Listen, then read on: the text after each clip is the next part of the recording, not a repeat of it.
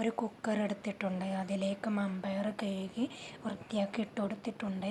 ഇനി നമുക്കതിലേക്ക് ആവശ്യത്തിനുള്ള ഉപ്പ് ചേർത്ത് കൊടുക്കാം. പിന്നെ ഒരു 1/4 ടീസ്പൂൺ മഞ്ഞൾപ്പൊടി ചേർത്ത് കൊടുക്കാം. 3 പച്ചമുളക് ചേർത്ത് കൊടുക്കാം. പിന്നെ ആവശ്യത്തിന് വെള്ളം ഒഴിച്ച് കുക്കർ അടച്ച് വെച്ച് നമുക്കൊന്ന് വേവിച്ചെടുക്കാം. ഇനി ഇതൊന്ന് വെന്ത് വരട്ടെ. ചട്ടി വെച്ചിട്ടുണ്ട്. ഇനി നമുക്കതിലേക്ക് കുറച്ച് എണ്ണ ഒഴിച്ച് കൊടുക്കാം. എണ്ണ ചൂടായി വന്നിട്ടുണ്ട്. ഇനി നമുക്കതിലേക്ക് കുറച്ച് ചെറുള്ളി അരിഞ്ഞതിട്ട് കൊടുക്കാം.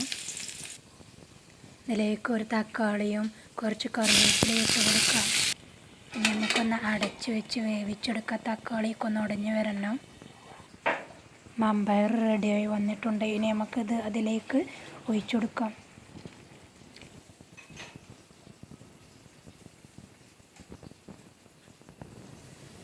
ഇനി ഒന്ന് മിക്സ് ചെയ്ത് കൊടുക്കാം.